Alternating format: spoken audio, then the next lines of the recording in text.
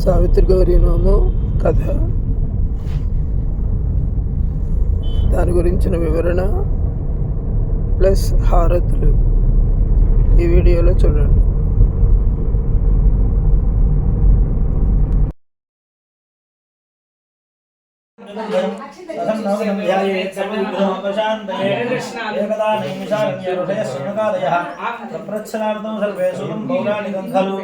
పూర్వము నైమిషారణ్యం అనేటువంటి అరణ్యమున 88,000 మంది సౌనకాది ఋషులు అందరూ ఉన్నారట. అక్కడ వాళ్ళందరూ కూడా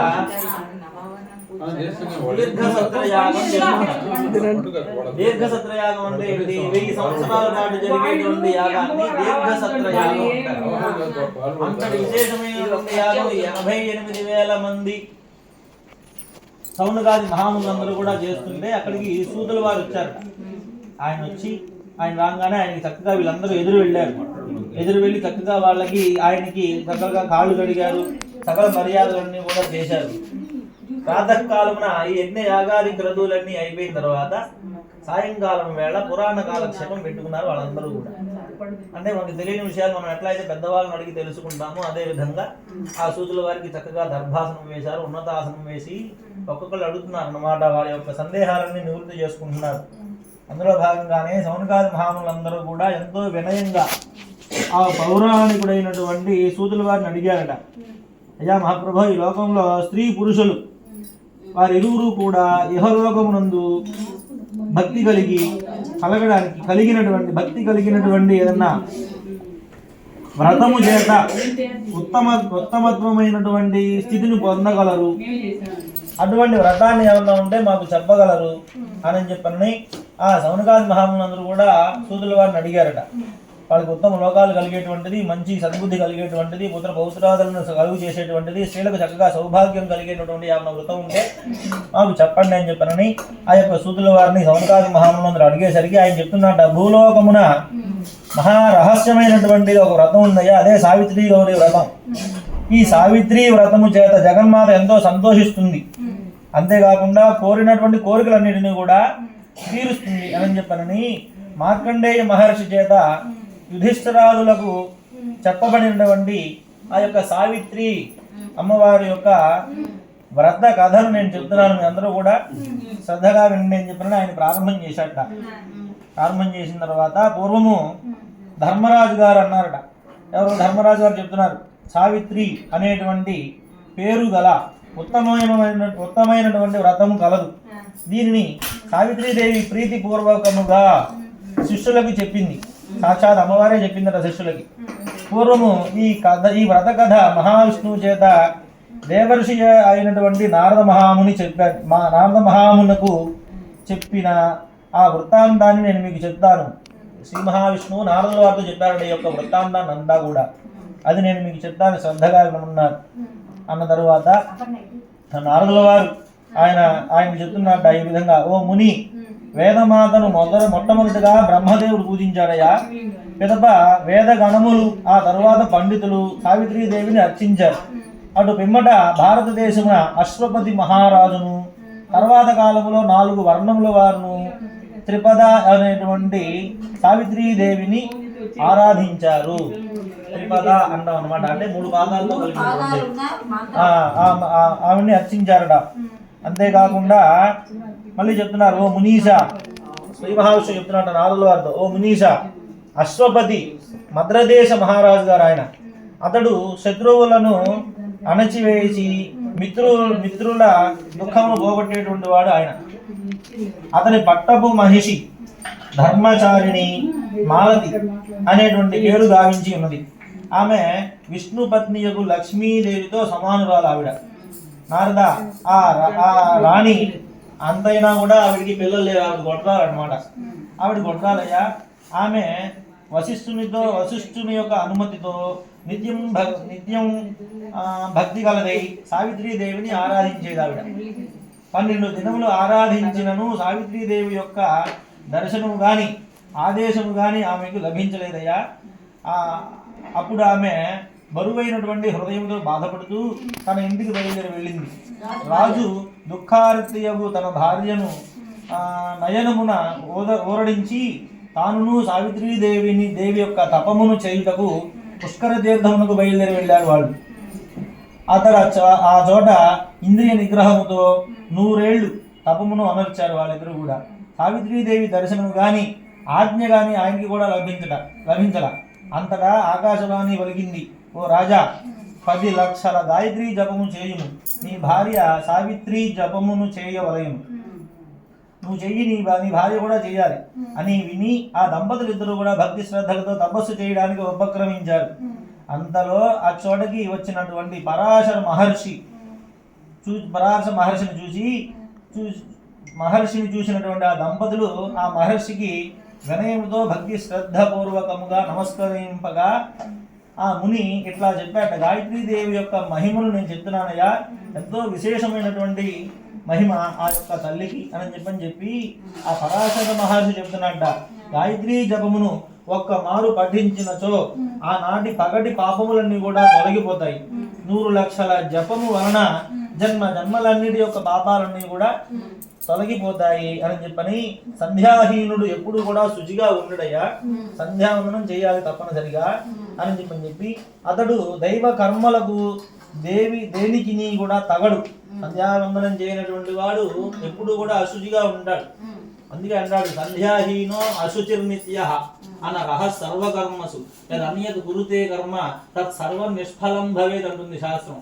సంధ్యావందనం చేయనటువంటి బ్రాహ్మణుడు ఎప్పుడు కూడా అశుచిగా ఉంటాడట. అంతేకాకుండా అనరహ సర్వకర్మసు, ఎటువంటి కర్మలు చేయడానికి పనికిరాడు. అట్లా అని చేసినా కూడా అన్యత్ కురుతే కర్మ అయినా చేసినా కూడా ఆ కర్మలన్నీ కూడా తత్ సర్వం నిష్ఫలం భవేద్ అంటుంది శాస్త్రం. ఆ విధంగా ఆ యొక్క సావిత్రీదేవిని సంధ్యావందనం చేయనటువంటి వాళ్ళందరూ కూడా ఎప్పుడూ కూడా దైవ కర్మలు చేయడానికి కూడా వాళ్ళు తాగరు. జీవితాంతము కూడా 3 సంధ్యలందు ఉపాసించిన వాని యొక్క పాపములన్నీ కూడా గరుత్మంతుడు ఎట్లా అయితే గరుత్మంతుని చూసినటువంటి పాములు ఏ విధంగా అయితే పారిపోతాయో ఆ విధంగా ఈ యొక్క పాపం అంతా కూడా ప్రక్షాళన అయిపోతుందయ్యా. 3 పూట్ల సంధ్యావనం చేసినటువంటి వాడి యొక్క పాపం అంతా కూడా అమ్మవారు అలా తీసేస్తుందట. కావున రాజర్షి, నీవు 10 లక్షల గాయత్రి జపమును చేయి, నీ భార్య కూడా సావిత్రి మాతను సంతోషపెట్టవలయును. 3 జన్మల యొక్క పాతకములన్నిటి కూడా పోవడం వలన సావిత్రీదేవిని మీరు చూడగలరు అని చెప్పని ఆ పూజా విధానం అంతా కూడా తెలిపి ఆ ముని ఆశ్రమమునకు వెళ్ళిపోయాడు. అక్కడి నుంచి ఆయన శాస్త్ర ప్రకారముగా రాజు దేవిని అర్చించి శీఘ్రముగానే 1000 మంది సూర్యులు కాంతితో సమానమైనటువంటి సావిత్రీదేవి యొక్క దర్శనం వాళ్ళు పొందారు. పొందిన తర్వాత ఆ మహారాజా, ఓ మహారాజా, నీ మనసులోని కోరిక చెప్పు, నీ భార్య యొక్క కోరికను కూడా నేను నెరవేర్చగలను అని చెప్పనని వాటిని నిశ్చయముగా పూర్తి చేశాను. నీవు పుత్రుని కోరుకున్నావు, నీ భార్య ఏమో పుత్రికలను కోరుకుంది. నువ్వేమో అబ్బాయిని కోరుకున్నావు, నీ భార్య ఏమో అమ్మాయిని కోరుకున్నది. క్రమముగా ఆ ఇద్దరిని కూడా మీ ఇద్దరు అమ్మవారి అనుగ్రహం వల్ల పొందుతారు అని చెప్పి ఆ సావిత్రీదేవి బ్రహ్మలోకానికి బయలుదేరి వెళ్ళిపోయిందిట. ఆవిడ ప్రత్యక్షమైంది. వాళ్ళ జప ఫలితముగా వాళ్ళకి వరాలు ఇచ్చింది. క్రమంగా ఆ యొక్క వరాలు మీకు పొందుతాయని అని చెప్పి ఆవిడ బ్రహ్మలోకానికి వెళ్ళిపోయింది. సావిత్రీదేవిని ఆరాధించినటువంటి ఫలితముగా 2వ లక్ష్మి వలె ప్రకాశించుచు కన్యక కలిగింది. ఆవిడికి ఒక అమ్మాయి పుట్టింది. అశ్వపతి తన కుమారునకు సావిత్రి అనేటువంటి పేరు పెట్టారు వాళ్ళిద్దరూ కూడా. పెట్టిన తర్వాత ఆమె ద్రుమత్సేమని పుత్రుడైనటువంటి సత్యవంతునికి పతిగా ఆవిడ ఇష్టపడింది. అతడు సత్యశీలుడు మరియు గుణవంతుడు కూడా. అశ్వపతి రత్నాభరణములచే సాలంకృతమైనటువంటి కన్యను సత్యవంతునికి ఇయ్యగా అతడు ప్రమోదభరితుడై సావిత్రిని చేసుకుని వెళ్ళాడు అనమాట. అక్కడ ఆ వివాహం చేసుకుని వెళ్ళాడు ఆయన ఆ అమ్మాయిని. 1 ఏడాది గడిచిన తరువాత ఒకనాడు సత్యవంతుడు తండ్రి ఆజ్ఞ ప్రకారము పళ్ళు కట్టెలు తెచ్చుకున్నట్టుకు ఆనందంగా అడవికి వెళ్ళాడు. దైవ యోగమున సావిత్రి కూడా అతనికి అనుసరించింది. ఆయన వెంటనే వెళ్ళింది. అతడ చెట్టు నుండి పడి సత్యవంతుడు ప్రాణములు కోల్పోయాడు అనమాట. ఆ పళ్ళు కోసుకోవడానికి వెళ్ళినటువంటి ఆ సత్యవంతుడు పళ్ళు కోసుకున్నాక కాలు జారి కింద పడిపోయి ప్రాణాలు కోల్పోయాడు. నారద, అంతటా యముడు స్వయంగా వచ్చి ఆ పురుషుని చూసి అంగుష్ట ప్రమాణముగా బంధించి తీసుకుని పోవుచుండగా సావిత్రి ఆయన్ని అడ్డగించింది. ఆయన వెనకాలే వెళ్ళింది అనమాట. సావిత్రి అమ్మవారు కూడా యముని వెంటనే వెంబడించింది ఆ యమధర్మరాజుని. ఓహో సావిత్రి, ఈ మానవ శరీరంతో నువ్వు ఎక్కడికి వస్తావు? నువ్వు నా దగ్గరకు నువ్వు రాలేవు. నీ కాంతునితో వెళ్ళదలిచిన నువ్వు కూడా మానవ శరీరాన్ని వదిలి రమ్ము అని చెప్పిన ఆ యమధర్మరాజు చెప్పాడు ఆవిడికి. చెప్పేసరికి ఈ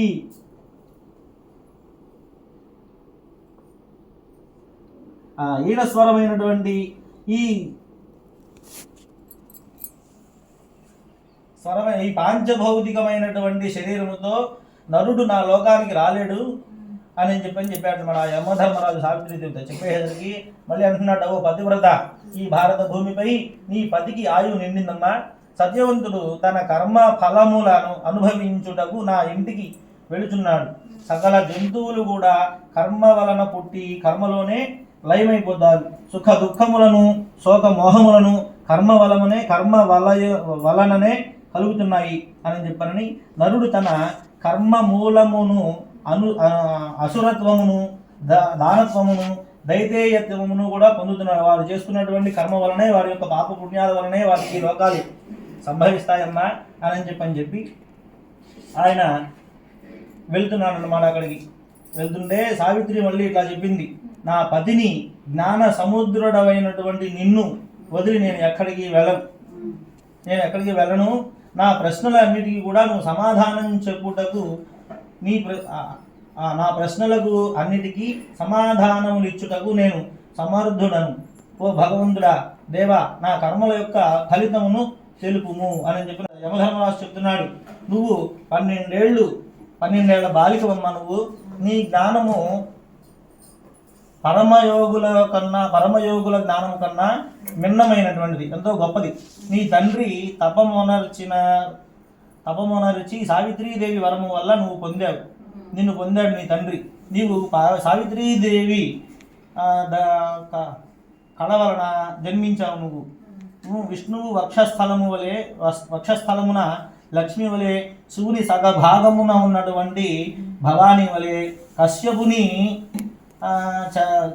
యొక్క చెంతనున్నటువంటి అదితి వలె నువ్వు కూడా సత్యవంతునికి తోడ సౌభాగ్యవతివి. నువ్వు ఆ సత్యవంతుడికి నువ్వు భార్యవై అవుతున్నావు. దేవి, నీకు ఇప్పుడు ఒక వరం ఇచ్చిదిని.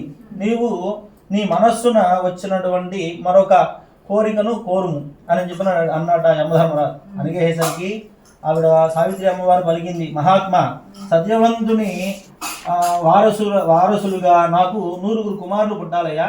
నా తండ్రిని 9 పుత్రులు జన్మించవలేను. నా తండ్రికి కూడా నా మామకు కళ్ళు కనిపించవలేను. అతనికి తిరిగి రాజ్య లాభము కూడా కలగాలి. ఇదే నా కోరిక. జగత్ప్రభు, 1,00,000 ఏళ్ళు గడిచిన మీదట నేనును సత్యవంతుడను కలిసి హరి మందిరమునకు చేరవలేను అని చెప్పిన ఆవిడ కోరికలు చెప్పిందంటే సావిత్రి అమ్మవారు. చెప్పేసరికి ధర్మరాజు పలుకుతున్నాడు, ఓ మహాసాధ్వి, నీవు కోరికన్నటువంటి కోరికలన్నీ కూడా తీరగలవు అని చెప్పారు. చెప్పి ఆ తర్వాత తీరతాయి అని చెప్పారని ఆ యమధర్మరాజు మళ్ళీ ఇట్లా చెప్తున్నాడట, వత్సే, నీవు ఈ పుణ్య భారత భూమిపై 1,00,000 సంవత్సరములు సుఖములను అనుభవించగలవు.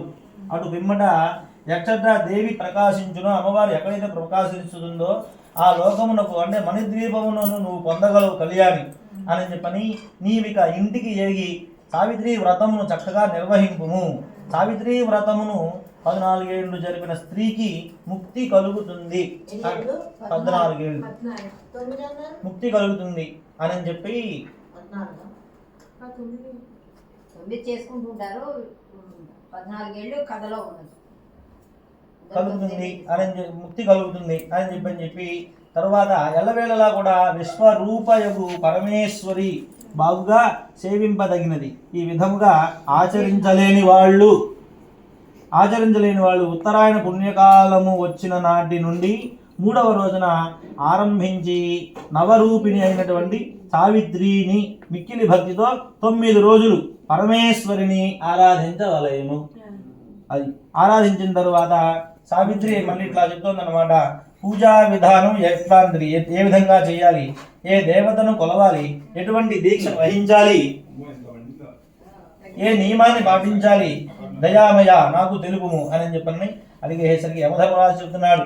మౌన వ్రతమును, నేలపై నిద్రించుట, అఖండ దీపారాధనను రక్షించుట, పరిశుభ్రమైనటువంటి దుస్తులు వేసుకునుట, నిర్మలమైనటువంటి మనస్సు కలిగి ప్రాతకాలమున మధ్యాహ్నమున సాయంకాలమున దేవిని కొలువును పెట్టినటువంటి రోజులలో పూజ చేయవలెను. తెల్లవారుజామునే లేచి ఆ వరాంబికను హృదయానందు స్మరించుకుని నదిలో స్నానం ఆచరించి శుచిగా దైనందినైనటువంటి నిత్య కర్మలన్నింటిని కూడా పూర్తి చేసుకుని కుమ్మరి ఇంటికి వెళ్ళి తిరిగేటువంటి చక్రమందు నుండి మట్టిని తీసుకుని ఆ మట్టిగా తీసుకుని దాని యందు ప్రపంచమంతా నిండి ఉన్నటువంటి శక్తి స్వరూపమును ఆవహింపజేసి బాగుగా కనిపించినట్లుగా పూజకు ఉపయోగించు విధముగా బొమ్మలను ప్రతిమలను తయారు చేయించుకొని పంచోపచారములతో బాగుగా పూజించి సాదరముగా మంగళ ద్రవ్యములతో వేద మంత్రములతోనూ పూజా స్థలమునకు తీసుకుని రావలేను. అటు పిమ్మట తోరణాలంకృతమైనటువంటి పూజాగృహమునందు 5 రకముల రంగులతో 5 విధములుగా దిద్దబడినటువంటి ముగ్గుల మధ్యలో వేలాడుతున్నటువంటి ఊయలలో నవధాన్యములపై శాస్త్ర ప్రకారముగా దేవి యొక్క ప్రతిమలను ఉంచవలేను.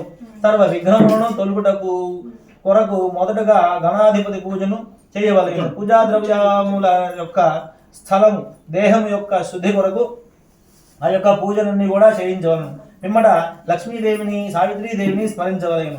నవధాన్యముల పైన ఉన్నటువంటి కలశమందు కూడా ఆ దేవిని స్థాపించవలేను. అటుగన గణేశుని, సూర్యుని, అగ్నిదేవుని, విష్ణువుని, శివుని, పార్వతుని యొక్క అన్ని దిక్కులా కూడా హృదయమున శిరస్సు, శిఖ, నేత్రములు, కవచములు, అస్త్రములు అనే 6 దేవతల యొక్క శక్తులను పూజించవలేను. ఆ 6 అంగదేవతల మధ్యలో పరమేశ్వరి అయినటువంటి సావిత్రీదేవిని ఆరాధించవలెను. దేవి సమీపమున ఉన్నటువంటి త్రికోణమునందు అంగ ఆవరణ దేవతలందరినీ కూడా అక్కడ పూజించవలయును. ఆ దేవికి తూర్పు, దక్షిణం, ఉత్తర దిక్కుల వరుసగా మిగతా సపరివార దేవతలందరినీ కూడా అక్కడ ఆవాహన చేయవలెను. పిమ్మట 3 అమ్మలతో కూడినటువంటి ఆ సావిత్రి అమ్మవారిని అర్చించవలయును. పరమ పావనమైనటువంటి సావిత్రీదేవి యొక్క ధ్యానమును ఆమెని చక్కగా ధ్యానం చేయాలి అని చెప్పని ఆ కుమ్మరి వారిచే తయారు చేయబడినటువంటి ఆ బొమ్మయందు దేవిని ఆవాహన చేయవలెను. పిమ్మట పంచపూజలు చేసి ఎదురుగా తోరములను ఉంచవలెను. 9 పోగులు కలిగినటువంటి 9 గ్రంథులతో కల తోరమై ఉండవలేను. ఆ యొక్క తోరము లక్ష్మీదేవి ఎదుట పచ్చని పట్టుబట్టలు అంటే తెల్లని పట్టుబట్టలను అమర్చవలయును. అప్పుడు క్రమముగా నవశక్తులను ఆవాహన చేయవలెను. మొదటి దినము నుండి 9 దినములు నిత్యము కూడా చక్కగా పూజ చేయవలెను. మొదటి రోజున ఒక అంగదేవతను, 2వ రోజున 2 అంగదేవతలను, 3వ రోజున అంగదేవతలను, 4వ రోజున ఈ విధంగా క్రమక్రమముగా 9 రోజులు కూడా 9 మందిని అంగదేవతలను అక్కడ పూజించవలెను. ప్రతిరోజు సంతోషముతో దేవిని కూర్చి ఊయల ఉత్సవమును జరుపవలయును. తోరము యొక్క 9 గ్రంథుల యందు కూడా 9 శక్తులను ఆవాహన చేసి పూజ చేయవలను. వాణి, మహాలక్ష్మి, మంగళ, చండిక, మనస, రాధాదేవి, అట్లాగే షష్ఠి, సావిత్రీదేవి, దుర్గా, లలిత అనేటువంటి శక్తులతో కూడినటువంటి ఆ సావిత్రీదేవిని 3 కాలముల యందు అర్చించవలెను. ధ్యాన నామ మంత్రములతో షోడశోపచార పూజములతో అంగదేవతలతో కూడినటువంటి ఆ సావిత్రీదేవికి పుష్పాంజలులను సమర్పించి శ్రద్ధగా పూజలను సలుపవలయును. శ్రీం హ్రీం క్లీం సావిత్రి నమః అను అష్టాక్షరి మంత్రమును విశేషముగా స్త్రీలు సర్వకామార్థ సిద్ధి కొరకు జపించవలయును. ఆ విధంగా శాస్త్ర ప్రకారముగా ప్రాణ ప్రతిష్టాపన చేయవలయును. ఆ విధంగా నమస్కరింపబడినటువంటి బింబములు మూల మంత్రములతో ఆవాహన చేయగా ఆ క్రమమును అనుసరించి నవశక్తులతో అంగ దేవతలతో కూడిన కోరిన కోరికలను తీర్చేది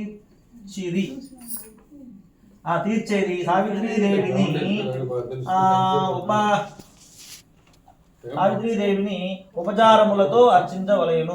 ఉపచారములను 36గా సమర్పణ 36గా మహర్షుల చేత చెప్పబడినవి. అవన్నీ కూడా 36 ఉపచారములు అన్నింటినీ కూడా చక్కగా శ్రద్ధాభక్తులతో ఆ యొక్క అమ్మవారికి సమర్పణ చేయవలయును. అది చేసిన తర్వాత రాత్రులందు చక్కనైనటువంటి తల్పము, మంచి గంధము, పుష్ప సమర్పణ, అంతేకాకుండా క్షీరము, తాంబూలము, శుద్ధోదకము, ధూప దీప నీరాజనములు, పిమ్మట జోలపాటలు అను 10 ఉపచారములతో ప్రతిరోజు కూడా చేయవలెను. ఈ ప్రకారముగా 9 రోజులు క్రమముగా 9 రూపములతో నవవరణములతో కూడినటువంటి సావిత్రీదేవి అర్చించవలెను. ప్రతి సంవత్సరము కూడా భక్తితో పరాశక్తి అయినటువంటి సావిత్రీదేవిని కొలువవలయును. 7వ రోజున కానీ 9వ రోజున కానీ తోరమును కట్టుకోవలెను. ముత్తైదువునకు 9 అప్పాలను వాయనముగా ఇప్పించవలెను. పిమ్మట సావిత్రి గౌరీదేవిని హృదయ పద్మములో ధ్యానముతో నిలుపు కొనవలెను. 9 సంవత్సరములు పూర్తి అయిన తరువాత ఉద్యాపన చేయవలెను. ఈ విధంగా ఏ ఇల్లాలైతే సావిత్రి గౌరీదేవిని పూజ చేయును ఆ సాధి ప్రయోజనములు అన్నింటినీ కూడా పొందగలదనుట నిశ్చయము. ఆ తర్వాత మార్కండేయుడు ఈ విధంగా కథను చెబుతున్నాడు. 10తో కూడి సావిత్రి తన ఇంటికి బయలుదేరి వెళ్ళింది. ఆమె తండ్రికి క్రమముగా పుత్రులు కలిగారు. అట్లాగే మామగారికి చక్కగా కళ్ళు వచ్చినాయి. మరియు బలవంతుడైనటువంటి రాజ్యమును పొందెను. సావిత్రికి కూడా 100 మంది పుత్రులు కలిగారు. ఆమె 10తో కూడి 1,00,000 సంవత్సరములు జీవించిందట అమ్మవారు, ఆ సావిత్రి అమ్మవారు. ఆ తర్వాత ఆ పతివ్రత శిరోమణి యొక్క సావిత్రి భర్తతో కూడి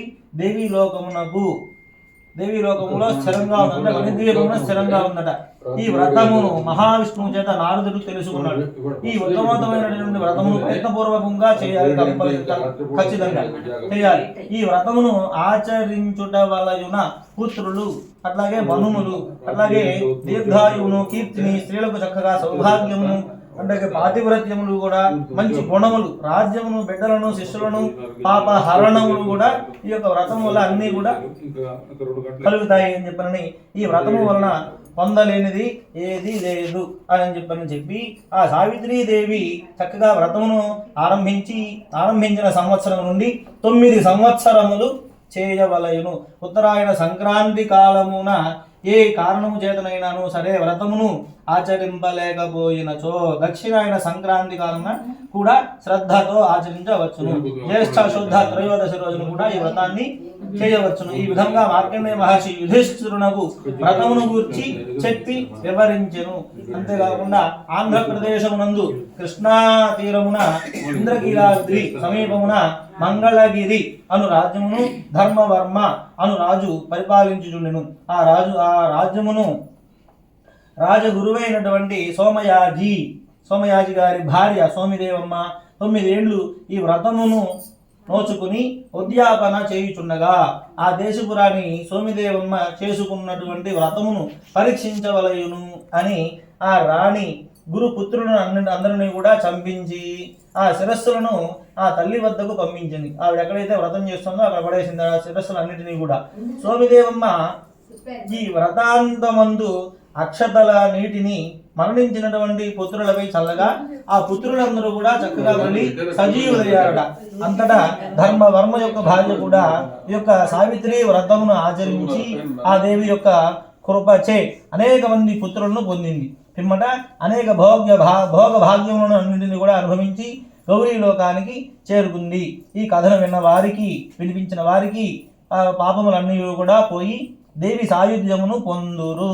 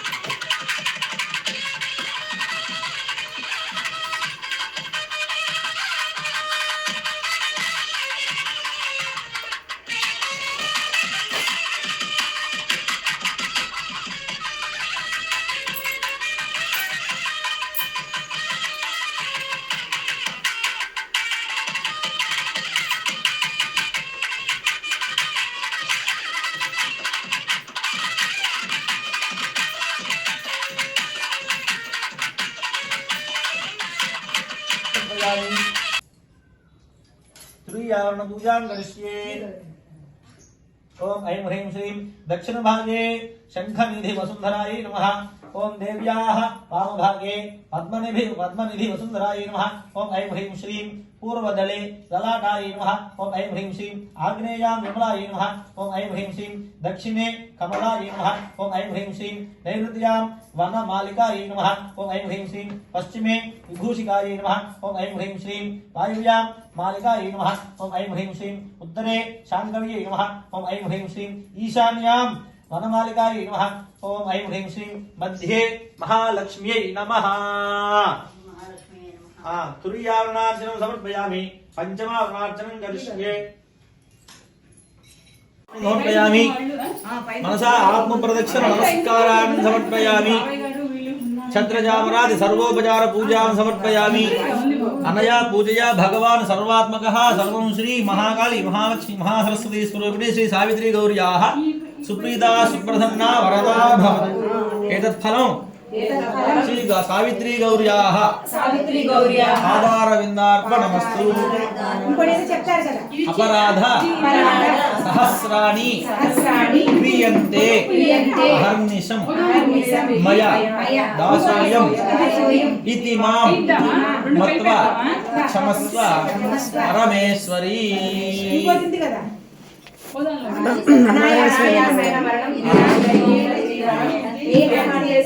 नायासेन मरणं विना दैन्येन जीवनं देहान्ते तव सान्निध्यं देहि मे परमेश्वर परमेश्वरी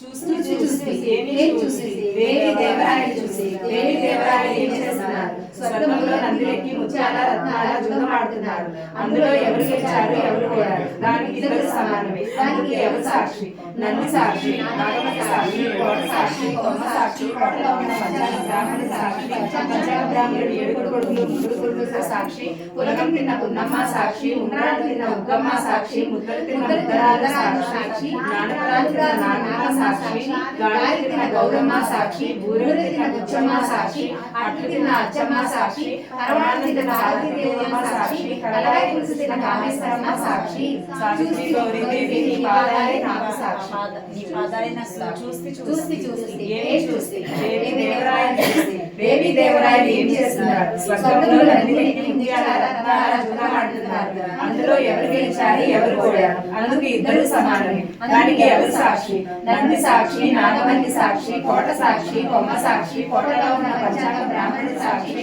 పంచాంగ బ్రాహ్మణుడు ఏడుగురు కొడుకులు ముగ్గురు కూతుళ్ళు సాక్షి పులగం తిన్న పున్నమ్మ సాక్షి ఉండ్రాలు తిన్న ఉగ్గమ్మ సాక్షి ముద్దలు తిన్న ముద్దరాలు సాక్షి నానపరాలు తిన్న నానమ్మ సాక్షి గాలి తిన్న గౌరమ్మ సాక్షి బూరెలు తిన్న బుచ్చమ్మ సాక్షి అట్లు తిన్న అచ్చమ్మ సాక్షి పరమాణం తిన్న పార్వతీదేవమ్మ సాక్షి కలగాయ తిన్న కాళేశ్వరమ్మ సాక్షి సావిత్రి గౌరీదేవి నీ పాదాలే నాకు సాక్షి देवी चाय देवी लक्ष्मी सावित्री नमः शिवाय रुद्राय सुगुणाय विश्वरूपिणी देवी चाय देवी लक्ष्मी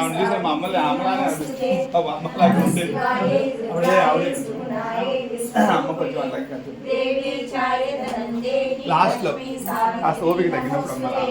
नमः शिवाय रुद्राय सुगुणाय विश्वरूपिणी देवी चाय देवी लक्ष्मी सावित्री नमः शिवाय रुद्राय सुगुणाय विश्वरूपिणी नमः शिवाय रुद्राय सुगुणाय विश्वरूपिणी देवी चाय देवी लक्ष्मी सावित्री नमोस्तुते नमः शिवाय रुद्राय सुगुणाय विष्णु सावित्री नमोस्तुते नमः शिवाय रुद्राय सुगुणाय विश्वरूपिणी देवी चाय धनं देवी लक्ष्मी सावित्री नमोस्तुते नमः शिवाय रुद्राय सुगुणाय विश्वरूपिणी नमः शिवाय रुद्राय सुगुणाय विश्वरूपिणी देवी चाय धनं देवी लक्ष्मी सावित्री नमोस्तुते नमः शिवाय रुद्राय सुगुणाय लक्ष्मी सावित्री नमोस्तुते नमः शिवाय रुद्राय सुगुणाय विश्वरूपिणी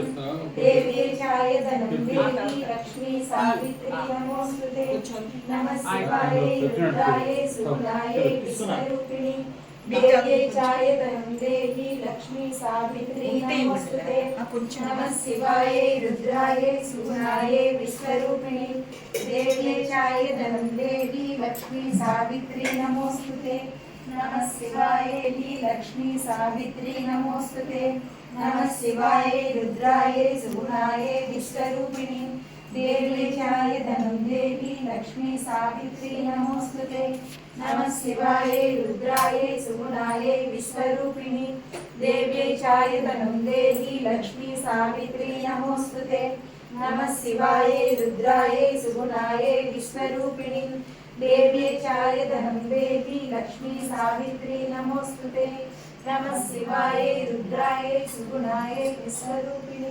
देव्यै चाय धनं देहि लक्ष्मी सावित्री नमोस्तुते नमः शिवायै रुद्रायै सुगुणायै विश्वरूपिणी देव्यै चाय धनं देहि लक्ष्मी सावित्री नमोस्तुते नमः शिवायै रुद्रायै सुगुणायै विश्वरूपिणी देव्यै चाय धनं देहि लक्ष्मी सावित्री नमोस्तुते మన బట్టలో షర్ట్ మీద